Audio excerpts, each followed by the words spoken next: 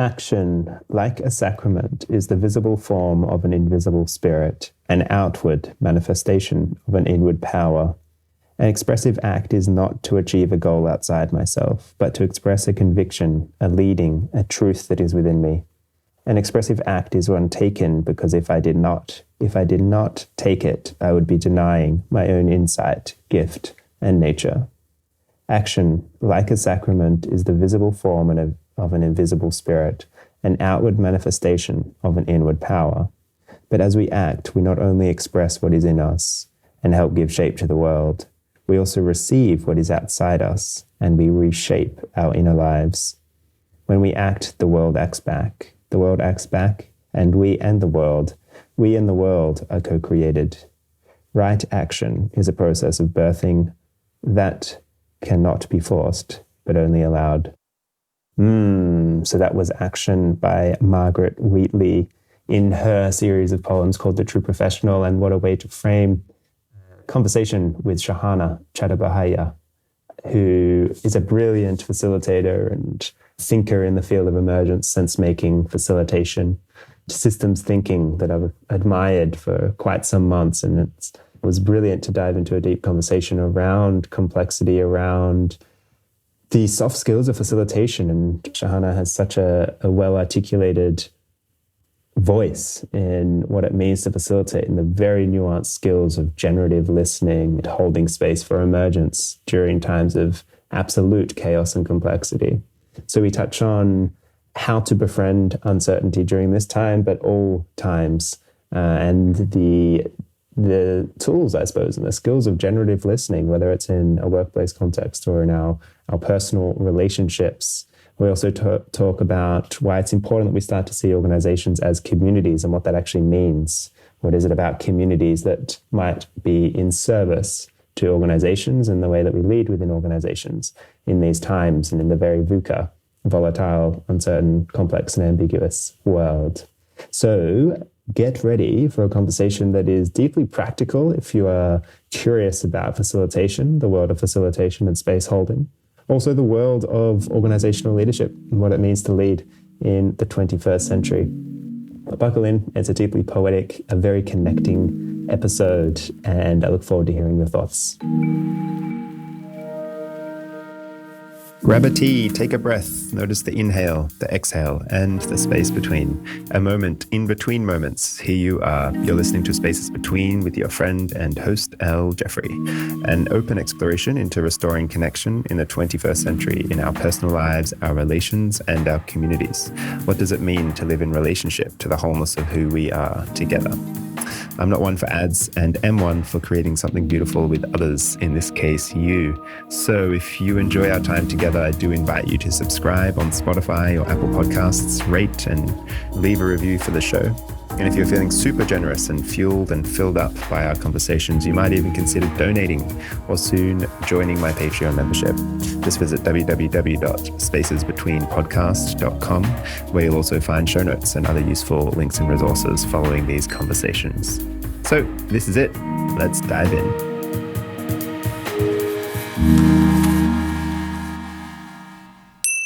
Sahana, thank you so much for taking the time for this conversation. I came across your work on Medium, a number of your brilliant articles over the last 6 months, and so it's really exciting to enter into what I know is going to be a rich conversation.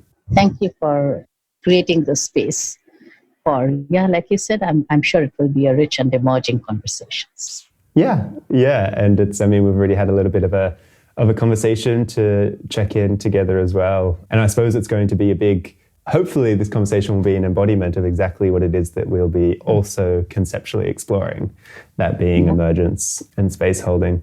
But before we dive into any kind of content, as a way of building, I suppose, context or a kind of milieu to situate the conversation, I'm curious how you are. We're sitting in quite an extraordinary and very unique time during COVID-19.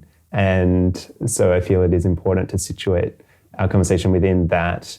I'm curious how you are sitting in this time and how you are making sense of all that is unfolding. Great question, Al. I think, first of all, of course, the pandemic like it hit everyone else, the world hit me as well. Panic with fear, with trying to protect, trying to hunker down. And of course, the lockdown ensures we shelter in place and all of that. But I'm also saying what is happening inside, when fear and panic and trying to be protective towards myself and my own take over, then we close down. We are unable to see beyond. And when that started happening in the initial couple of weeks, that's when I started observing myself and stepping back and trying to hold space for what was really happening. And what was it? What was it that the pandemic was trying to teach us? The messages that it embodied, and why is it that 2020 became the year of the pandemic? What were the signs we had missed or not? And did we foresee this and ignore it? And all of those questions started going through as I, so I was in the panic and then I was stepping back to see what was connecting us. And for me, the one biggest lesson I guess the pandemic holds is the absolute inextricable and ineradicable interconnectedness we share with not only with our human being brothers and sisters, with other humans, but with every non-human element, sentient being on this planet and with this planet. So I ceased to see myself as living on the planet, and I started, I guess, to really fully experience myself as a part of it with this planet. So while I had earlier written about and thought about interbeing and interconnectedness and web of life, I think the pandemic sort of brought it home to me, really brought it home that I am only as fortunate or healthy or thriving as my neighbor is, as the bee on the flower in front of my home in the garden is. If they don't thrive, I don't thrive. And I guess these are the signals we've been missing for years and years and years. I mean, Rachel Carson wrote about the silent spring. We ignored it. And we've been ignoring multiple messages coming to us from scientists, from other people, from everywhere. And finally, I guess this was our wake-up call. And the wake-up call is a pause button. Now, go figure. Yeah, I love that. I've heard and asked many people a similar question of how are they in this time? And actually very few, to my surprise, because I've also experienced a similar thing, the radical interconnectedness that this, just by matter of, for me, it's really shown up in noticing how, I can't see my mum now because my mum works with elderly in nursing care homes, and I can't, you can't see these people because these people know those people and they need to look after these people, and just how interconnected this web is. And so the kind of fourth degree of connections and what that group of people might need to be doing means that you can't expose yourself to them. And so it straight away speaks to how connected we are and how much, I suppose, influence, but how much of an impact we have on those around us. And so do you feel, I suppose I'm curious how this is also showing up in India, and to note for those that are listening in, I mean, we've already touched on it as well, but Sahana is currently in Mumbai, and my mum's side of the family is obviously from India as well. So I feel a great connection to heritage, but I'm not too super connected with how this pandemic is showing up in India right now. And I mean, the ability to see how this is, I suppose, informing or at least elucidating a kind of interconnectedness. Is that something that you feel many in your community are experiencing? Or is that, I mean, for me, I'm also very privy to the kind of privilege that I am experiencing this from, like to be able to sit in this time as a great pause that is for me quite actually free from suffering. I mean, it's uncomfortable at times, but I'm not on the front lines, and I have food and shelter. And so for you in the community that you're in, do you feel there are others coming to that similar realization, or they're not able to treat this as a great pause and the privilege of stillness? So I'm going to take that question from two angles. Okay. I'm in Mumbai, which has emerged as one of the biggest epicenters. We have probably Asia's largest slum, Dharavi, which is impacted.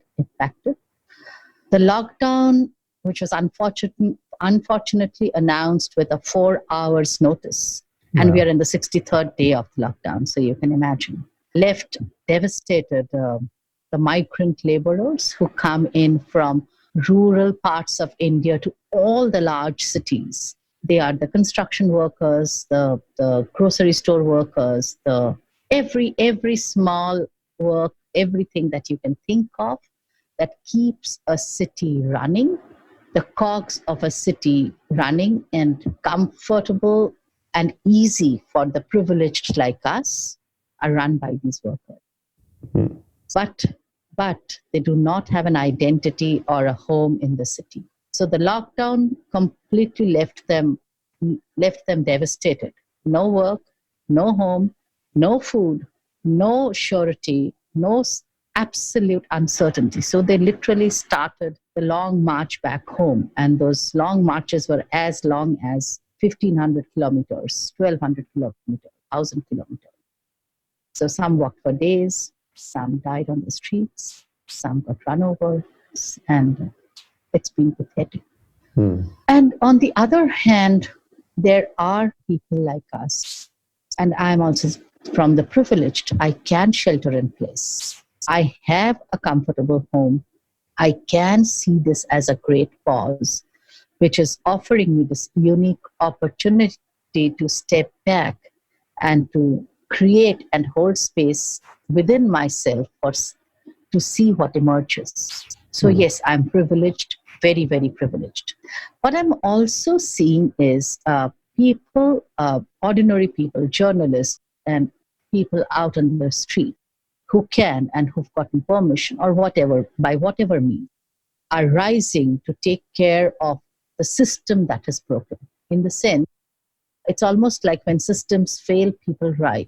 So the large center, the government, the system, the infrastructure, the processes, the old traditional playbook, the rule books have failed. But common citizens have risen to take care of the suffering, to set up kitchens, to set up whatever you call it, but to take care of the suffering of multitudes. So I'm seeing a sense of deep interconnection that they feel with the suffering multitudes.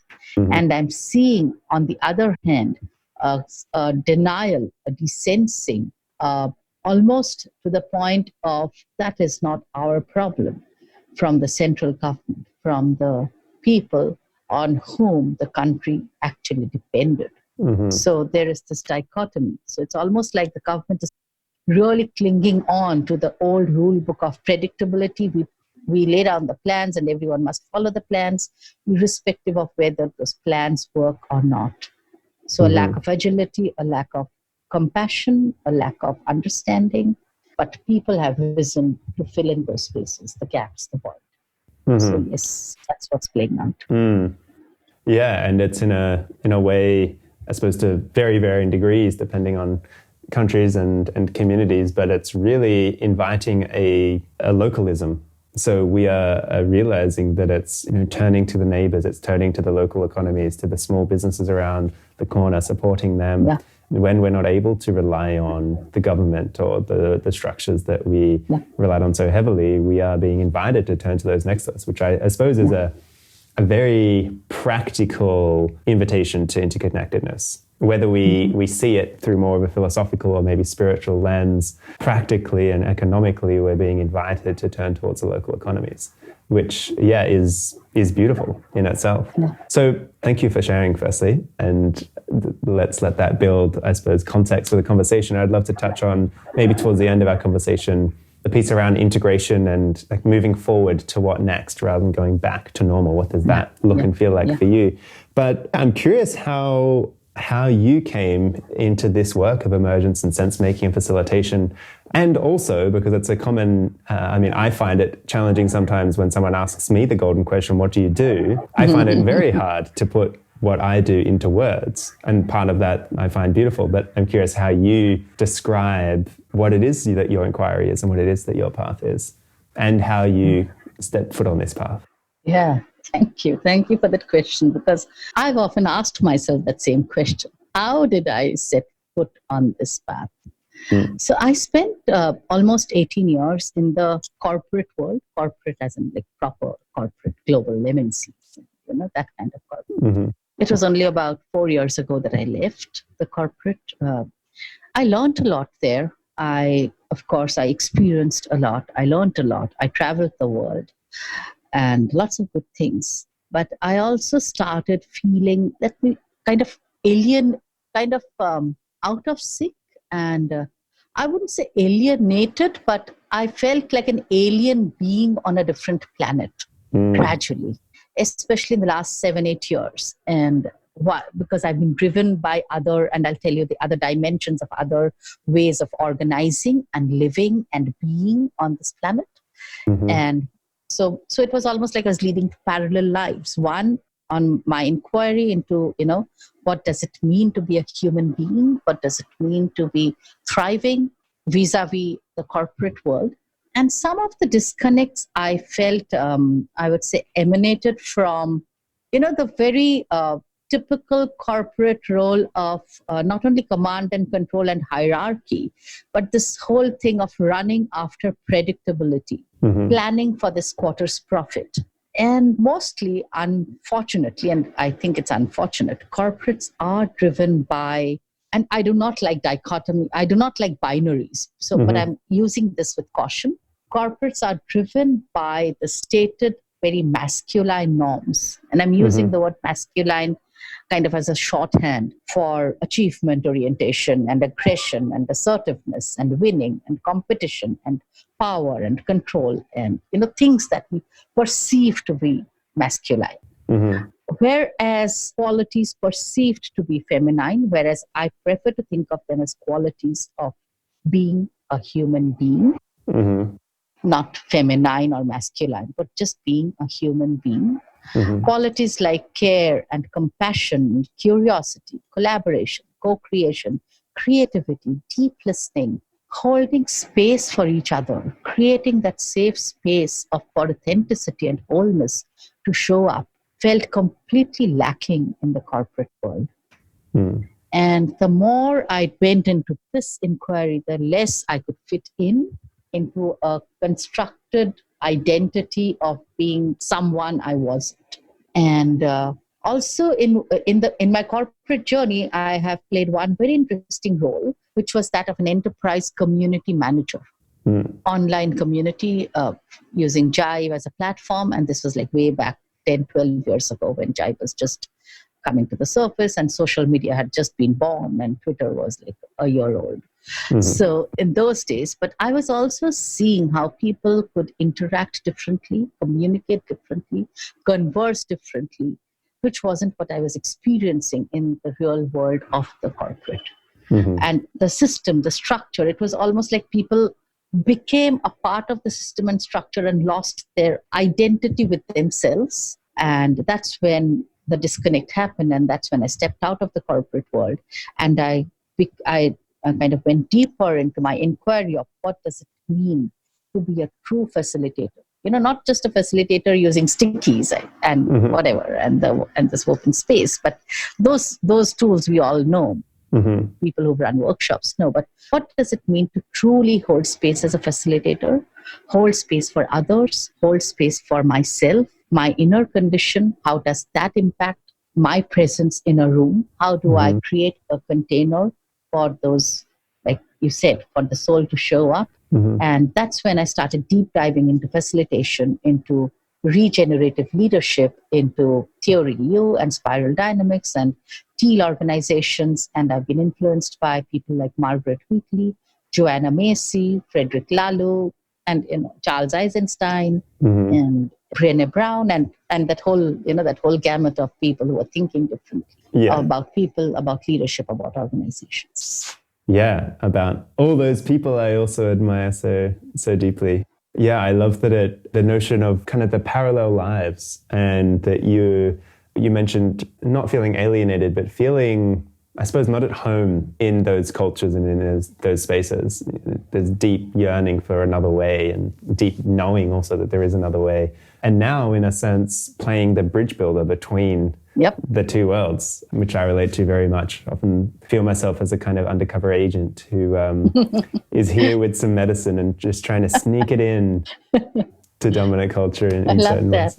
Yeah. So I'd love to dive deeper, maybe in a short while, around facilitation. I mean, it is now and excitedly a topic that is very alive in leadership and in corporate, I suppose, conversations around facilitating anti-fragility and resilience, the creativity and courageous spaces. But it's such a fine art of a skill, of a character, of a way of being in the world, and one that I mean, this whole podcast, this whole inquiry that I'm also on is really about hopefully inspiring and empowering a world where we're all facilitators of our own wholeness, but also the wholeness of each other, and where teachers are facilitators, parents are facilitators, HR managers are facilitators, politicians are facilitators, and we really get what that fine art of, I suppose, navigating the spaces between and within us is about.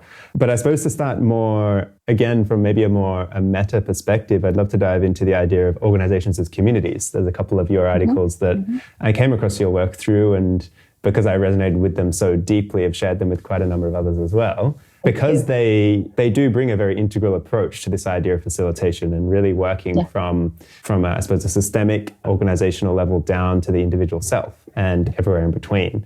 And so I'd just love to hear what you mean when you say communities as organizations as communities, and why it's important that we start to see organizations simply as that, communities. Great question, Al, because this is something I've been writing about, I think, for almost a decade.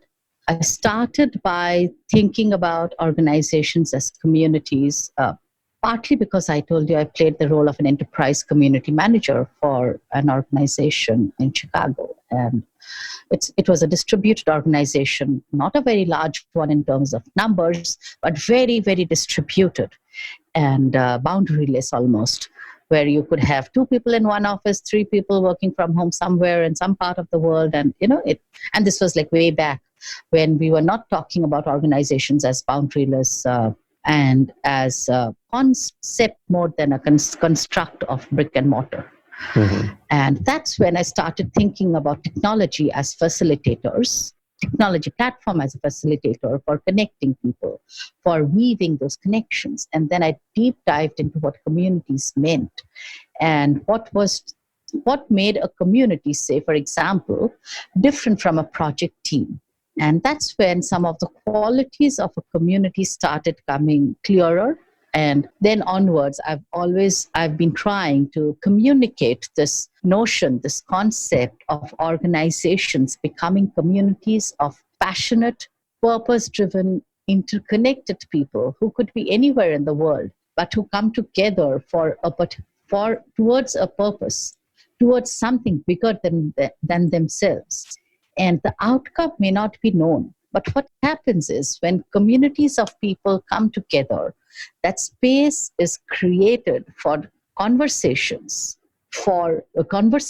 amongst very diverse people, which perhaps you might not have in a project team. You might not have in a defined, even within one defined setup. But when people can collaborate across the world, and they are coming together because they are drawn together by a purpose that is larger than each individual. The membership is usually voluntary and diverse. And people then the opportunity for serendipity and innovation is that much greater. And more importantly, and this is something that, when I used to miss, communities allow lurkers. I mean, I can drop into a community, not contribute at all in terms of, participating in that community doesn't mean I am not getting what I need. So I could be lurking across 4 different communities, cross-pollinating ideas, learning from each, synthesizing, synergizing, being a bridge builder, and take all of that to a 5th community, totally different. So the power of weak ties, communities allow that. Communities hold space for that. Communities bring together, I would say, or true communities celebrate diversity, whereas organizations projects typically try to reduce and streamline everything into a structured path, because too much diversity can derail a project, delay a project, whatever. So, we are, I would say that moving from efficiency and love affair with speed to one where communities really hold space for an authentic wholeness to show up. So that's where I started envisioning organizations as also creating those kinds of spaces for people who may not normally be in touch with each other, but could be connecting on these communities through the platforms or whatever. So it's like connecting the center and the edges, where things happen on the edges, which gradually come to the center and gradually start a transformation of the center, which might have been solidified and frozen for years into a particular set ways of doing things. And the communities around the fringes are much more agile, much more, and much more, like you said, anti-fragile. And they are the ones that create resilience and sense-making capacities from the collective intelligence that they harvest. The collective wisdom of the people that communities have the capability to harvest makes organizations that much more adaptable, anti-fragile, resilient, call it what you will. Yeah. But that's where I've been envisioning organizations as communities. Yeah, and it seems really timely. I mean, for the last decade, but more poignantly the last 3 months with COVID, I think we're really starting to see the importance of organizations and project teams as community, even just through the sense of I see some people draw the distinction between an association being a group of people who are more mechanistically connected, a community being a group of people who are more emotionally connected, with trust, with a sense of belonging, with a sense of common purpose. And during this time, it's become very clear for teams that if you're all of a sudden working remote and you haven't worked remote before, emotional intimacy, trust, and connection is going to be more important than ever. It's not just your mechanistic functions of relating. And so my hope is that this time will, I suppose, highlight to team managers and facilitators and just those in teams themselves that the community and these kind of emotional ties are really the fabric of our productivity and creativity. Yeah. And so you mentioned in a couple of your articles, and I really do like the Sahana model of complexity, complicated, complex. Simple, complicated. Simple. Yeah, complicated, complex, and then chaotic. And I suppose for those who haven't heard of it before, I find it a really good model, I suppose, just to assess or have a way to talk about the environments in which we're moving in and their complexity and what facilitation or what ways we might need to orient those environments or navigate those environments so that we do have the greatest ability to thrive and remain resilient. Would you mind explaining just a little bit about the Sahana model and how you use it in describing these notions of community and resiliency? Yeah, no, I love that model. It's and I love it also because in its apparent simplicity lies a lot of depth, and it lends itself to really being a framework that we can make sense of our world through. It's a very and it's, like you said, a very timely. It's a model that really lends itself to our times. So I'm going to go back a little and talk about VUCA in a sentence. So we've been talking about VUCA, volatile, uncertain, complex, and ambiguous, for years. About technology, about AI and 3D printing and this and that and all, making our world of VUCA one. But I think COVID-19 has really brought us absolutely in the midst of VUCA. I mean, it's volatile, it's uncertain, it's complex, it's ambiguous. We have no clue where we are. And that brings me to the third quadrant, the complex quadrant of the Canavan model. Very interestingly, it's a Welsh word which means habitat. It was designed by Dave Snowden in the 90s, but it lends itself so well to our times today. The third quadrant, complex, is where it's about dynamic complexity, is where the cause and effect are unrelated. We don't know what caused what and what will the effect be, which means we really, really have to hone our sense-making, pattern sensing, and deep inquiry skills. We really have to stay with the uncertainty. we have to befriend that uncertainty. We cannot go into a dynamic, complex, uncertain situation with a ready plan in hand. Doesn't work like that, okay? Because the first two quadrants, the simple and the complicated, in the simple quadrant is where you go in with a ready plan in hand. You have SOPs created. You have best practices that worked in the past, that will work today and in the future. Known situations.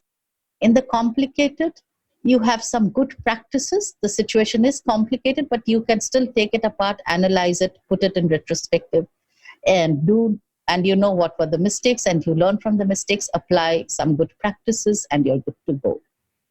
When you come to the complex domain, it is absolutely, all of those become redundant. You don't know what's the effect, what's the cause. So you have to first sense before you respond. And sensing means you have to slow down. You have to hold space. You have to befriend that uncertainty that we are all so scared of. We love predictability. We love to make sense of what is happening around us. We hate anything that's ambiguous. We love to see all the dots connect and, hey, this is the plan, and I'm going to roll up with the plan. But when we can't roll with the plan and we have no option because it's just too ambiguous, that's where we have to really create that space within and around us to stay in that complex domain. And if we don't, then we are going to tilt over into chaos, which we can also see happening around us, because we went ahead with ready-made plans that didn't work and which just created more chaos, because we are trying to be in a situation that is absolutely novel, but we are trying to play by the old rule books of predictability and control and command and hierarchy and centralized model. Yeah. So when you let go of all of that, in a sense, is it that trying to hold on to predictability and control, that when it rubs up against the absolute impermanent nature and fluidity of complexity, that creates it's almost like two sticks rubbing together to create a fire that creates the chaotic. And it tilts us into disaster, because we are, you might almost say, we are trying to bandage some symptoms without even knowing what has caused the symptom. And we just increase. We just exaggerate the current problems, and then we tilt over into chaos. And it's almost, I mean, at the moment I'm reading a lot about reciprocity, perception, and intersubjectivity. I mean, the very nature of our lives is such that it is complex. When you look at complex systems and systems theory and chaos theory or complexity theory, life itself, even when we're not in a COVID-19 bubble, is deeply complex.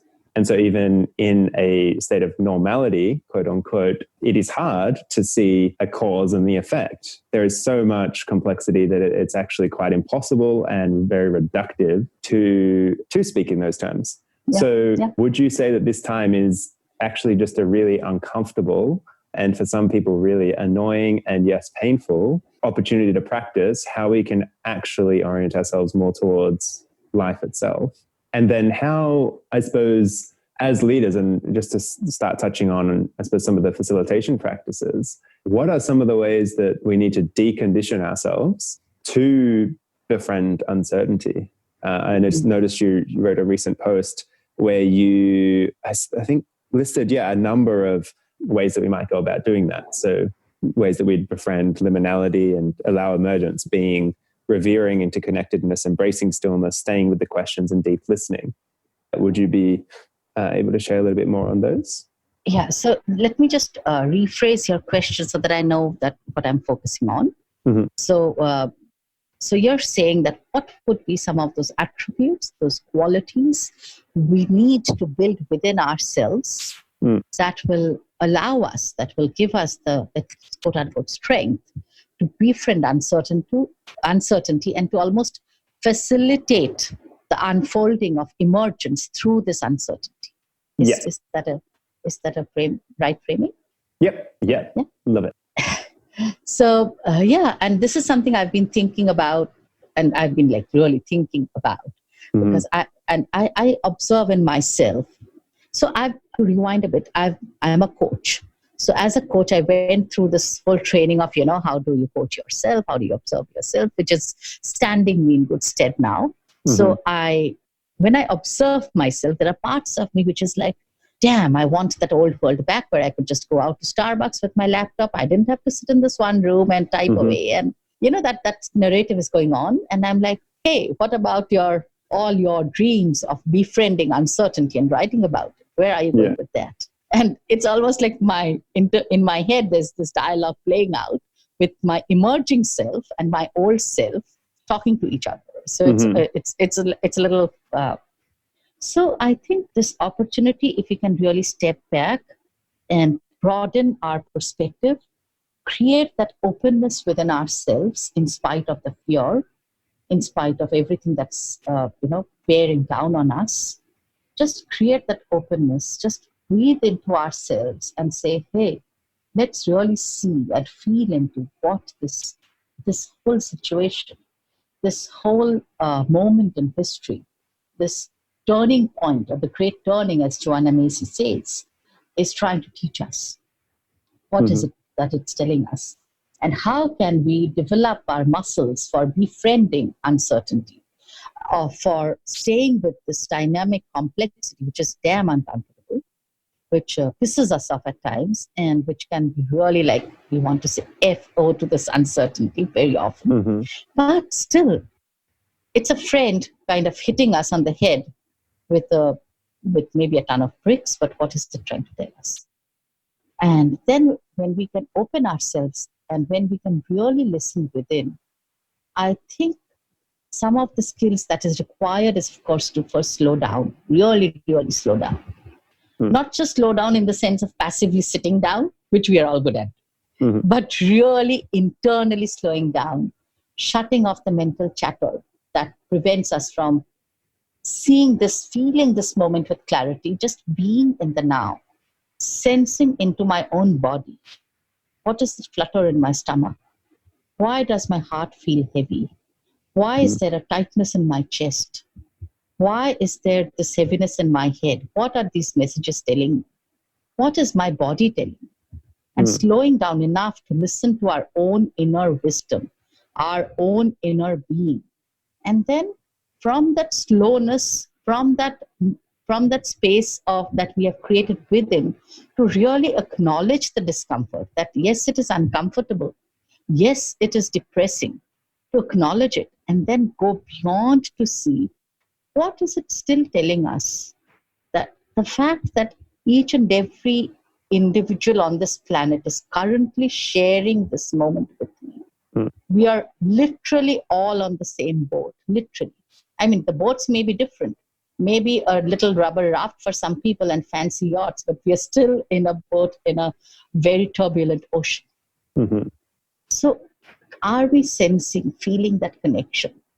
Are we able to hear our own voices? And I think what the attributes, the qualities we need is to also not only deep dive into what feels very uncomfortable to me, really uncomfortable, stay with that discomfort inside, but also practice certain contemplative rituals, whatever it may be, whatever works.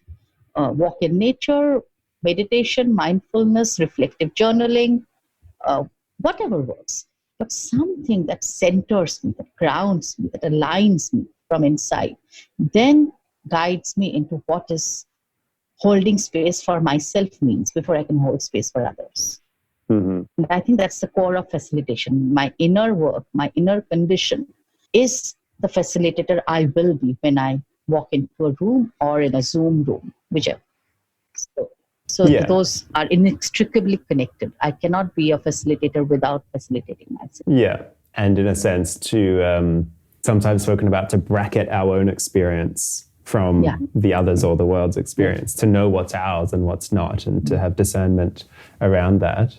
Are there any, I suppose, for those who are listening who are, I suppose, just on this journey to facilitating, and I mean, we all are, but those who are just, they feel the call to it, and maybe they have an idea of what it means, but they really don't know where to begin. Because I know sometimes to hear that, to listen in, to slow down, to pause, and to learn to hold space for oneself can sound like a nice idea, but it sounds very far away.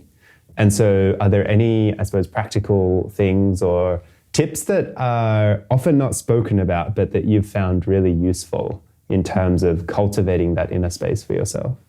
So I'm going to literally, I'm going to list out a few of my mentors, people I've never met, but who've mentored me through their books. I've learned from their books, from their practices, from their YouTube videos, from their blogs, from their articles. So I'm going to literally list them down in the way I read them over the last 7-8 years, which is Lovely. where I am today.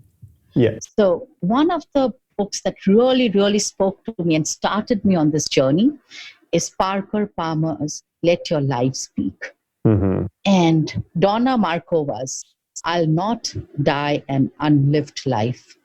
And those two together, I would say, just shifted my whole perspective into what does it mean to really listen to my own life before I tell my life what I want to do. And then there is a practice that Parker Palmer's book introduced me to called the Circle of Trust, where just like we are speaking with our guards down, how do you build a circle of trust and hold space within that circle of trust? And the practice, all of these are up there in the internet, and I will happily share links to resources after this for you to share with whoever you think will benefit from it, need it, will appreciate it, or even not. Yeah. So I've sent links to people who may not appreciate it, but I wanted to send it. So I sent it, which is fine. So Circle of Trust. And then from there, I went to books by the whole, MIT School of Thought, which is Joseph Jarosky's Synchronicity and Source, Peter Senge, Jarosky, and Otto Scharmer's Presence. Then, of course, Otto Scharmer's Theory U, which by itself is a whole framework and model for letting go, for not downloading from past patterns, then learning to see and sense and feel with an open mind, open heart, and open will. Then dropping into your own space, holding space, which is the bottom of the U. And so I certified on Theory U because this model really spoke to me about my inner journey and what I had gone through. And of course, then for those who are more kinesthetically inclined, and since we have lost touch with our body, I would also strongly recommend Social Presencing Theater, which is part of the Theory U course, but which is also there on the Presencing Institute's website, which is Arawana Hayashi's contribution. It's beautiful. Really brings you in touch with your body and what is your body telling you. I would also, and these are all practices that I've been doing, which has, because I've done it, I can sort of vouch for them. And then there is also the creative visualization practice. Shakti Gawaine's book helped with that. And if you do guided creative visualization, guided reflective journaling, which Otto Scharmer's lovely videos are available on that as well. There's another practice that I would also like to, and nature walks, meditation, mindfulness, those are always there. Yoga, Tai Chi, whoever, those are always there. I would also like to mention another practice that I have found particularly useful. So which is associated with, which is sort of like morning diaries. And have you heard of the Artist's Way? Yeah. So there is, yeah. So the whole Artist's Way journey really helps you to tap into your own inner voice. So it's the book is available. It's Julia Cameron's The Artist's Way. It's like a 12-week course, completely delineated in the book week-wise. Extremely useful, extremely helpful. And every time I feel stuck, I start again from week 1 and go through 12 weeks till I have, unstuck myself. Yeah. And every time something new emerges. So yeah, I think all of these are culmination of these practices. And then, of course, my own inner inquiry into, like you said, about what is emergence? What does it mean to be in a complex world, to be a part of interconnected web of life? What does it mean to be human being? And there's one more video I would strongly recommend by Daniel Schmachtenberger on what is emergence. And I'll share all these links. He beautifully explains how complexity leads to diversity and synergy. And from there, when you have diverse elements coming together, synergy and emergence go hand in hand. So from synergy of those diverse elements, something completely new, novel, unsaid, unthought of emerge, and how the world is constantly, either we are pushing ourselves to, either we are taking actions which take us back, retrograde, or collectively we take actions which takes us to the next level of evolution, our evolutionary purpose. Yeah. Through And emergence. and through these practices of, Yes. you might call that presencing, or I suppose tapping into or accessing that knowledge within, is how we start to allow emergence. Yeah. In a sense, practices for developing a kind of metacognition, the ability to have our mind in mind, to have discernment, and then when we're in the presence of another or in the presence of a room with others, we have greater discernment over how we, I suppose, calibrate the room as well. Yeah, brilliant. So I suppose there's one last thing within facilitating spaces or within facilitating emergence, that you speak a lot around regenerative or generative dialogue and conversations. And so I'm wondering if there are some key components to generative dialogue, more so in the context of personal relationships. So for those who are listening, who, whether it's in the workplace or whether it's with a partner or a lover or a friend, how can what are some key things that, other than just the notion of active listening, which we get told all the time, but what are some more specific things that can be practiced that lend to a dialogue becoming regenerative and life-affirming or enlivening, as we spoke about earlier? Yeah. Beautiful question. And this has been my own Achilles heel. I've stumbled on this again and again and again. And then I keep practicing. And so again, I'm going to refer to a model, 4 levels of listening by Otto Scharmer, again, part of the theory, which really helps us to understand what generative listening and deep conversations are all about. So the first level is, of course, where we just download and we have expected responses. We are already planning a reply before I've even heard what you said. And the second level is factual. So I'm looking for facts from you that I didn't know, and you're looking for facts from me, and it's factual exchange. So it's more at a transactional level. The third level is empathy, where I'm listening to you with empathy. And this is often, where we talk about active listening with empathy and all of that, which is great. But I mean, even if we reach third level, that's great, because very often I'm so ready with my response. In fact, forget third level. And so we listen with empathy and we try to step into the other person's shoes. And I'm also aware of what's going on inside me as I'm listening empathetically. The fourth, more critical, and I would say the crucial level, where emergence happens, where generative conversation happens, where the unsaid, unthought, the unspoken emerge that none of us could have even thought about before this, which is real co-creation, because it wasn't before we spoke. And that is generative conversation, comes from, and this is something I've discovered for myself after I read that theory again and again and again, but I discovered for myself that it comes from really where you completely shut off mental chatter. You have really quietened down, become silent inside, and you are holding that space, even with another person or persons. And even if that space is silent, you're staying with that silence. If a bird's chirping in the background, it's okay. They are part of the generativity. And you're just okay with things as is, completely in the now. You're not trying to empathize. You're not trying to sympathize. You're not trying to do anything. You're not trying. You just are. I just am. And then listening from that beingness, that complete nowness to each other, and responding when something emerges from inside, and responding with that from complete stillness, complete nowness, and absolutely without any notion of any wanting to arrive at any defined outcome or any result, or you just don't know. You stay in that, and then whatever emerges is what you speak. As long as the collective intention of the group is held together by the group and by the facilitator, by each individual, something completely different emerges that none of us separately could have articulated or felt or experienced. And that is, I would say, generative conversation and regeneration coming from. Yeah.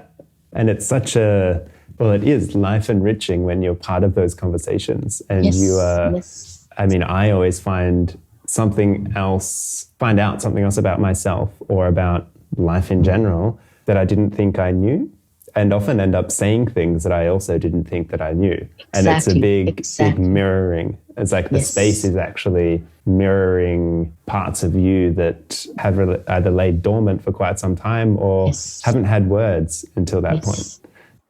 It's the space, the field. It's speaking from the field, the emergent field. It's not speaking from my head.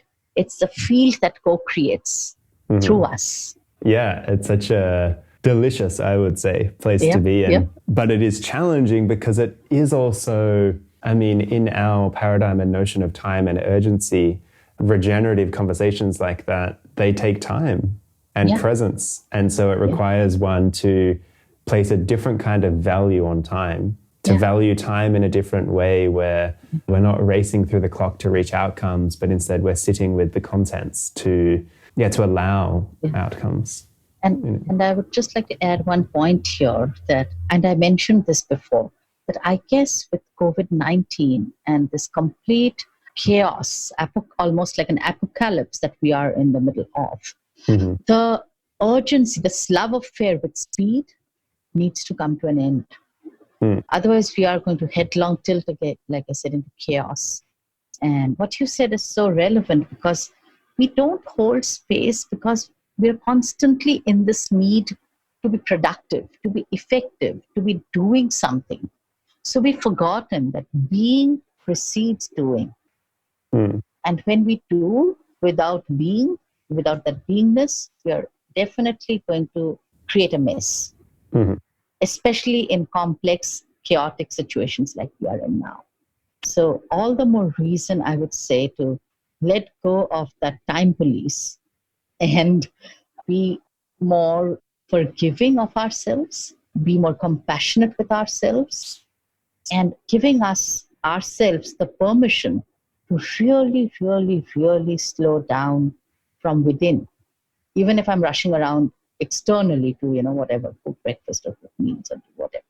But really slowing down within and creating that space inside it's absolutely crucial now, even more so than ever. Yeah, and not just for the collective, but for ourselves, it's crucial. And I think often find myself reminding myself that these are also, I'm not just doing these for the collective or for the world. There's also a selfish imperative.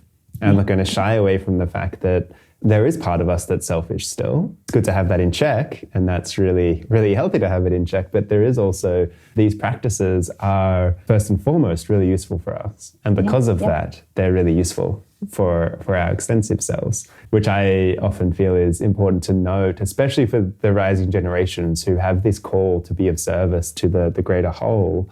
But sometimes it can feel, I suppose, challenging to motivate oneself to be in service to the greater whole when our personal needs aren't met.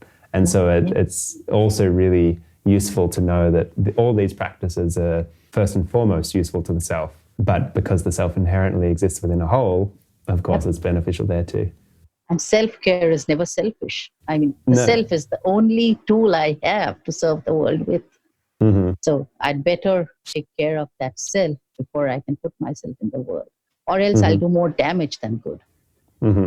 Exactly. Was that a Pakapama quote? The self-care is never a selfish act? I think so. I think so. It was. Yeah. I love his books. I love his book. Yeah. Same. We'll definitely make sure to listen to his book, and then there's other books as well in the show notes. As we start to come to close, I suppose I'm curious, the vision of the world that you have for what next, as we not go back to normal, but go forward to next and to the new story. What does that look and feel like for you? What's something that you hope for? Okay. I'm going to be my absolute idealistic self, okay? And so I truly, truly believe that, so what I'm observing over the especially last year or so, are that people who think like us, who believe in a thriving, anti-fragile, regenerative future are coming together. The dots are connecting. The separate, disparate tribes scattered here and there are actually coming together. It's like a movement of movements is building, like Paul Hawkins said. And I can feel that I'm a part of this movement of movements. And so for me, the world that I envision is connected, is made of these million dreams. I love that song, A Million Dreams. So it's made of these million dreams. Mm-hmm. And I do believe that, and I do believe in the power of intention. 10 years back, or even 5 years back, or 2 years back, I wouldn't have believed that I would be having such conversations with someone like you.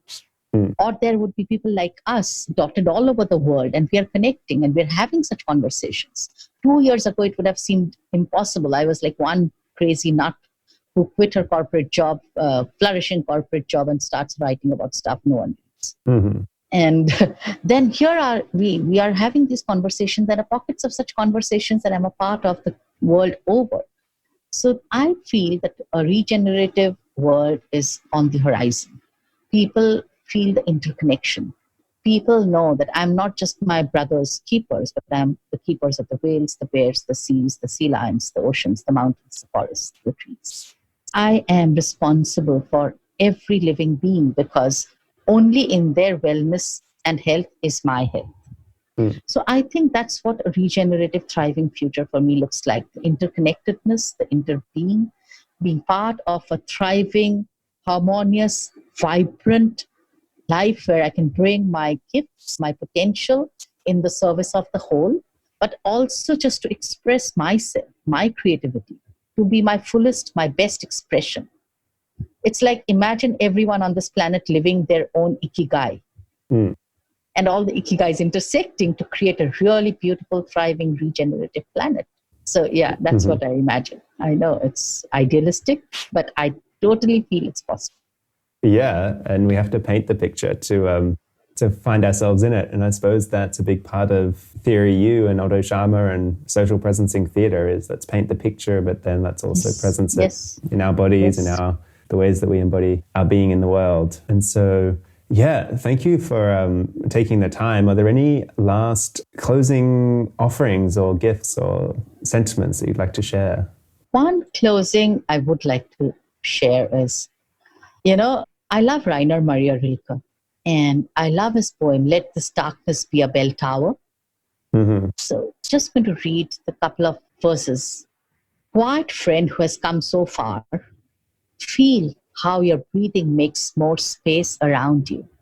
Let this darkness be a bell tower, and you the bell.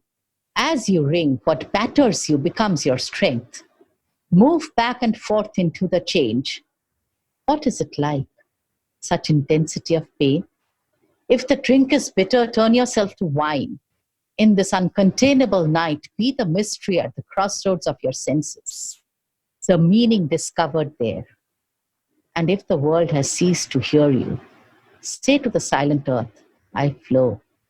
To the rushing water, speak, I am. Twinkling my fingers. Lovely, thank you. How can people connect with you, or how would you best like people to connect with you? I'm on Medium, my email, my Twitter, my LinkedIn, any channel. I'm absolutely open to share all the channels. My email is there on LinkedIn, but separately also if you want.